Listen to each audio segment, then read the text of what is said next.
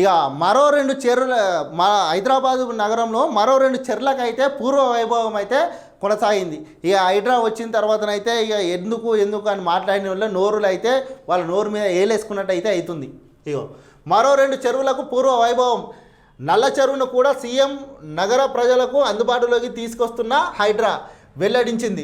హైడ్రా మొదట విడత చేపట్టిన 6 చెరువుల్లో ఇప్పటికే అంబర్పేటలోని బతుకమ్మ కుంట గత సెప్టెంబర్ 28న ప్రారంభించిన సంగతి తెలిసిందే. మరో 3 చెరువులు పునరుద్ధరణ పనులు వివిధ దశల్లో ఉన్నట్టు హైడ్రా వెల్లడించింది. వీటికి తోడు 2 విడత మరో 14 చెరువులను హైడ్రా అభివృద్ధి చేయడానికి ప్లాన్ చేస్తుంది.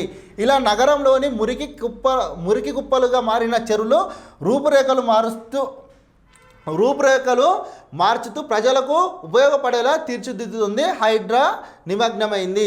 మొత్తం మీదనైతే మురికి కుప్పలతో నిండిపోయినటువంటి హైదరాబాదులో హైడ్రా ఆ చెర్లల మొత్తం డ్రైనేజ్ వాటరు, ఈ సీసాలు, తాగుబోతుల సీసాలు, ఇవన్నీతో చెత్త కుప్పలతో మారిన చెర్లనైతే హైడ్రానైతే పునర్విభజన చేస్తుంది. అంటే ఆ శుద్ధి చేసి ప్రజలకు మేలు జరిగేలాగా హైడ్రానైతే చెర్లనైతే మంచి రూపురేఖలు అయితే మారుస్తుంది. మళ్ళొక 2 చెరువులనైతే పూర్వ వైభవం అయితే హైడ్రా తీసుకొచ్చింది. ఇక హైడ్రా ద్వారా ఏం లాభం ఉంది అన్న సన్యాసులు, దద్దమ్మలు దీని ద్వారా చూసుకోరి ఏం జరుగుతుంది. చెత్త కుప్పలలో ఉండి ప్రజలు జీవిస్తే మంచిగా ఉంటుందా, లేకుంటే చెత్త కుప్పల నుంచి విముక్తి పొందిన తర్వాత ప్రజలకు మేలు జరిగితే మంచిగా ఉంటుందా ఆలోచించుకోరు ఇక మీరే.